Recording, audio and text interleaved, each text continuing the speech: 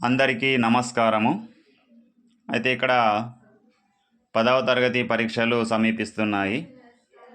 10వ తరగతిలో తెలుగు పరీక్ష ముందుగా ఉంటుంది. కాబట్టి అందరి స్టూడెంట్లకు తెలుగు ఎగ్జామ్ రాయడం అనేటువంటిది ఒక కత్తి మీద సాము లాంటిది. ఆ ఎగ్జామ్ బాగా రాస్తేనే మిగతా ఎగ్జామ్స్ అన్నీ కూడా బాగా రాయగలరు. అయితే నేను తెలుగు టీచర్గా చాలా రోజులు పనిచేశాను. కాబట్టి నా ఎక్స్పీరియన్స్తో కొన్ని సలహాలు అయితే ఇవ్వగలను. 10వ తరగతి తెలుగులో ఇంపార్టెంట్ ప్రశ్నలు ఏమిటి, అసలు ఎలా ప్రిపేర్ కావాలి, ఎగ్జామ్ స్ట్రాటజీ ఏమిటి అనేది కొన్ని సలహాలు ఇస్తాను. ముఖ్యంగా ఒకసారి ఇంపార్టెంట్ క్వశ్చన్లు అయితే చూద్దాం. ఫస్ట్ ఇంపార్టెంట్ క్వశ్చన్ వచ్చేసి, భాగ్యరెడ్డి వర్మ ఆది హిందువులకు చేసిన సేవలను వివరించండి. ఇది తప్పనిసరిగా వస్తుంది, కంపల్సరీ వచ్చే క్వశ్చన్స్. ఇది నా ఎక్స్పీరియన్స్తో చూసి చెప్తున్నాను. అసలు ఈ క్వశ్చన్ లేకుండా క్వశ్చన్ పేపర్ ఎప్పుడు కూడా రాలేదు. ఎందుకొరకంటే అంత గొప్ప సంస్కర్త ఆయన. ఇది కంపల్సరీ అందరూ ప్రిపేర్ కండి. దీంతో పాటుగా రెండవ ఇంపార్టెంట్ క్వశ్చన్ ఏంటంటే, పల్లెల్లో వచ్చిన మార్పులను కొత్త బాటా పాఠం ఆధారంగా వివరించండి. ఇవన్నీ లాంగ్ క్వశ్చన్లు. పల్లెల్లో వచ్చిన మార్పులు కొత్త బాట పాఠం ఆధారంగా వివరించండి. పల్లెల్లో ఎటువంటి మార్పులు వచ్చాయి ఆ రోజుల్లో? పల్లెల్లో అంటరానితనం తగ్గిపోయింది, కుల వ్యవస్థ తగ్గిపోయింది, దోపిడీదారులు నశించారు, ప్రజల్లో చైతన్యం వచ్చింది. అవునా? ధనిక భేద డిఫరెన్సెస్ కూడా తగ్గిపోయినాయి. ఇట్లా కొన్ని మంచి మంచి పాయింట్స్ రాయండి. తర్వాత శతక మధురిమ పాఠం ఆధారంగా అలవర్చుకోవాల్సిన మంచి గుణాలను వివరించండి. మూడవ క్వశ్చన్ శతక మధురిమ. శతక మధురిమది అడుగుతాడు. శతక మధురిమలు అన్నీ కూడా మోరల్ వాల్యూస్, నైతిక విలువల గురించి ఉన్నాయి. కాబట్టి విద్యార్థులు నైతిక విలువలు అలవర్చుకోవాల్సిన అవసరం ఈ రోజుల్లో ఎంతకైనా ఉంది. కాబట్టి ఈ క్వశ్చన్ శతక మధురిమది చాలా ఇంపార్టెంట్, మూడవ ఇంపార్టెంటు. ఇంకపోతే నాలుగవది జీవన భాష్యం పాఠ్యభాగ సారాంశం రాయండి.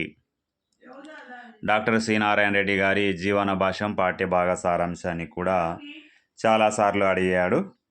అట్లాగే ఐదవ ఇంపార్టెంటు నెల్లూరి కేశవస్వామి గారి యొక్క కథలను వివరించండి. నెల్లూరి కేశవస్వామి గారి కథలు ఏమిటి ఉన్నాయి? చార్మినార్ కథలు, యుగాంతము, చివరి కానుక, ఈ మంచి మంచి కథలు ఉన్నాయి. ఆ కథల గురించి రాయమని అడుగుతాడు, చాలాసార్లు అడిగాడు కూడా. తర్వాతది గోల్కొండ పట్టణ విశిష్టతను వివరించండి. గోల్కొండ గురించి రాయాలి. గోల్కొండ ఎలా ఉంటుంది, అప్పటి నిర్మాణం ఏ విధంగా ఉంది గోల్కొండలో, అది చాలాసార్లు వచ్చినటువంటి ప్రశ్న. అట్లాగే నగర జీవితం ఎలా ఉంటుందో నగర గీతం పాఠం ఆధారంగా వివరించండి. అలిశెట్టి ప్రభాకర్ గారు రచించినటువంటి సిటీ లైఫ్ కవిత ఉంది కదా, దాంట్లో నగర జీవితం గురించి చాలా చక్కగా వివరించాడు ఆయన. హైదరాబాద్లో ఉండేవారు. అప్పటి హైదరాబాద్ జీవితాన్ని, నగర జీవితాన్ని వివరించాడు. అది చాలాసార్లు అడిగాడు. ఇది జనరల్గా కూడా మనం రాసుకోవచ్చు, హైదరాబాద్ ఎలా ఉంటుంది అనేది రాసుకోవచ్చు.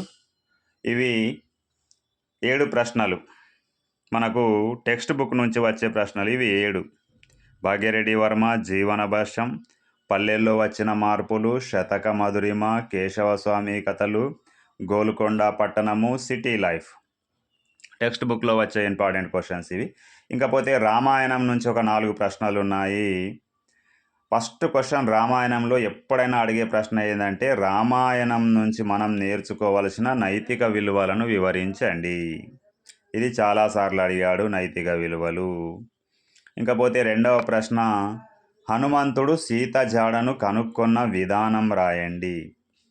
సీతను జాడను కనుక్కుంటాడు హనుమంతుడు, లంకలో ఉన్న సీత జాడను ఏ విధంగా కనుక్కుంటాడు అనేది అది అడిగాడు చాలాసార్లు.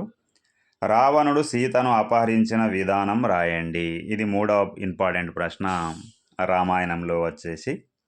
ఇంకా నాలుగవది, రామరావణ ద్వంద్వ యుద్ధాన్ని వివరించండి. రామరావణ యుద్ధం జరిగింది కదా, ఆ యుద్ధం అనేటువంటి చాలా ఇంపార్టెంట్. అది కూడా ఎగ్జామ్లో చాలాసార్లు అడగడం జరిగింది. ఇవి రామాయణంలో నుంచి ఇంపార్టెంట్ ప్రశ్నలు. ఇంకపోతే క్రియేటివిటీ అనే ఒకటి ఉంటుంది మనకు, సృజనాత్మకత, వ్యక్తీకరణ అనేది.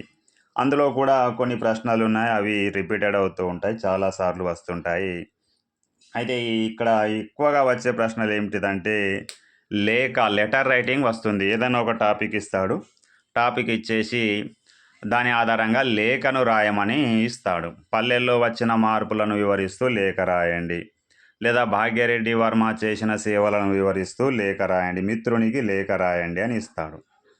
కాబట్టి విద్యార్థులు లేఖ రచన ఎలా రాయాలి అనేది పర్ఫెక్ట్గా ప్రిపేర్ అయి ఉండాలి. మిత్రునికి లేఖ అనేది చాలాసార్లు అడిగాడు.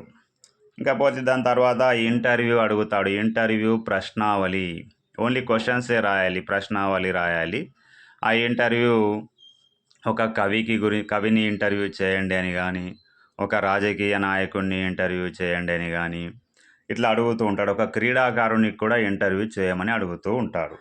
మనము ఆ ఇంటర్వ్యూ యొక్క క్వశ్చన్స్ రాసేటప్పుడు ఎవరిని ఇంటర్వ్యూ చేస్తున్నాం? ఇప్పుడు క్రీడాకారుడు అయింది అనుకోండి, క్రీడాకారుడు అయితే నేను విరాట్ కోహ్లీ గారిని ఇంటర్వ్యూ చేస్తున్నానని రాసి క్వశ్చన్స్ అనేటువంటివి రాయాలి, ప్రశ్నావళి రాయాలి. రాజకీయ నాయకుడు అయింది అనుకోండి, ముఖ్యమంత్రి రేవంత్ రెడ్డి గారిని ఇంటర్వ్యూ చేస్తున్నాను, ఇంటర్వ్యూ ప్రశ్నావళిని తయారు చేస్తున్నానని రాసి ప్రశ్నావళి తయారు చేయాలి. అయితే ఈ ప్రశ్నలు కూడా వ్యక్తిగత ప్రశ్నలు కొన్ని అడగాలి, ఆయన ఫీల్డ్కి సంబంధించినటువంటి ప్రశ్నలు కొన్ని అడగాలి. 2 రకాల ప్రశ్నలు ఉండాలి. కొన్ని పర్సనల్ క్వశ్చన్స్, కొన్ని ఫీల్డ్కి సంబంధించిన క్వశ్చన్స్ ఉండాలి. నేను తర్వాత వీడియోలో చెప్తాను అసలు ఎటువంటి క్వశ్చన్స్ అడగాలి, పర్సనల్ క్వశ్చన్స్ ఏంది, ఇంటర్వ్యూ క్వశ్చన్స్ ఏంది, పర్సనల్ క్వశ్చన్స్, ఫీల్డ్కి సంబంధించిన క్వశ్చన్స్ అసలు ఎట్లా ఉంటాయని దాని గురించి మళ్ళీ చెప్తాను నేను. ఇంటర్వ్యూ ప్రశ్నావళి తర్వాత కరపత్రం కూడా చాలాసార్లు అడిగాడు. ఏదో ఒక విషయం ఇచ్చి ఆ విషయం పైన ఒక చక్కని కరపత్రాన్ని తయారు చేయండి అని ఇస్తాడు. తర్వాత నినాదాలు సూక్తులు రాయండి అని ఇస్తాడు. నినాదాలు సూక్తులు కూడా చాలాసార్లు వచ్చాయి. అభినందన పత్రం రాయండి, సన్మాన పత్రం రాయండి అని ఇస్తాడు. ఫ్రెండ్స్కు అభినందన పత్రం కానీ సన్మాన పత్రం కానీ తయారు చేయండి అని ఇస్తాడు.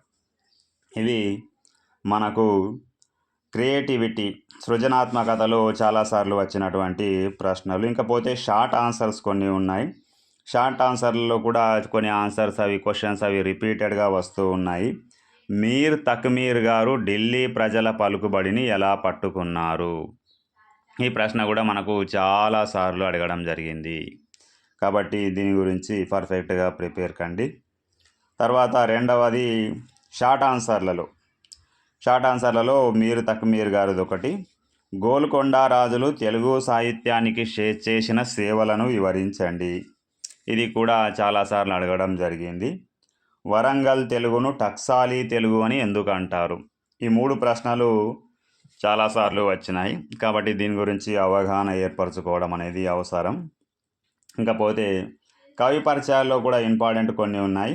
అవి ఎప్పుడు వస్తుంటాయి? సి నారాయణ రెడ్డి, శ్రీనాథుడు, బ్రహ్మెర పోతన, వీళ్ళు ప్రాచీన కవులు, చాలా ప్రసిద్ధి చెందిన కవులు. కాబట్టి శ్రీనాథుడు, బ్రహ్మెర పోతన గురించి, దాశరథి కృష్ణమాచార్యుల గురించి, నారాయణ రెడ్డి గురించి, పాకాల యశోదారెడ్డి, సామల సదాశివ, వీళ్ళు గురించి చాలాసార్లు అడిగాడు. కాబట్టి వీళ్ళ గురించి కవి పరిచయాల్లో ప్రిపేర్ అయి ఉండడం చాలా అవసరం. ఇంకపోతే ప్రతిపదార్థాలు, పద్యపూరణము. మనకు ప్రతిపదార్థాలు ఇచ్చిన, పద్యపూరణం ఇచ్చిన 2 పద్యాలు ఇస్తాడు. ఏదో ఒక పద్యాన్ని మనకు రాయమంటాడు. అంటే ఒకటి ఛాయస్లో వదిలిపెట్టాలి. ఒక లెసన్ను మనం ఛాయస్లో వదిలిపెట్టుకోవచ్చు. మొత్తము ఉన్న లెసన్లు ఉన్నాయి కదా, ఇంపార్టెంట్ ప్రశ్నలకు సంబంధించిన లెసన్లు, ఆ లెసన్లలో ఏదైనా ఒక లెసన్ని మనము ఛాయస్లో వదిలిపెట్టేసుకోవచ్చు. మిగతా లెసన్లు మాత్రం పర్ఫెక్ట్గా చదువుకోవాలి. ప్రతిపదార్థాలు, పద్యపూరణాలు అడుగుతూ ఉంటాడు. కాబట్టి 2 కూడా ప్రిపేర్ అయి ఉండాలి. ప్రతిపదార్థాలు ఏ విధంగా రాయాలి, పద్యపూరణం ఏ విధంగా రాయాలి. పద్యపూరణంలో 4 పాదాలు ఉండాలి, 4 పాదాల కంటే ఎక్కువ ఉండకూడదు.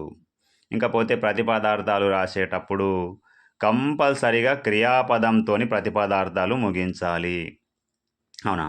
అన్వయ క్రమంలో రాయాలి. ప్రతిపదార్థాలన్నీ ఒకదానికొకటి లింక్ ఉండాలి. అవన్నీ కలిపి రాస్తే భావం రావాలి. ఆ విధంగా రాయాలి. సంధి పదాలను విడదీసి రాయాలి. మధ్యలో సంధి పదాలు ఉంటాయి, వాటిని విడదీయాలి. అన్వయ క్రమాన్ని పాటించాలి. లాస్ట్లో క్రియాపదంతో ముగించాలి. వేరే పదాలతోని, కర్త పదాలతోని సంబోధన పదాలతోని ముగించరాదు. కర్త, కర్మ, క్రియ అటువంటి ఆర్డర్లో ఉండాలి. లాస్ట్లో క్రియలే రావాలి. ఈ విధంగా రాస్తే తెలుగులో మీకు ఎక్కువ మార్కులు వస్తాయి. థ్యాంక్ యూ, ధన్యవాదాలు. చివరిగా నాదో రిక్వెస్ట్, ఛానల్ని సబ్స్క్రైబ్ చేయండి ప్లీజ్.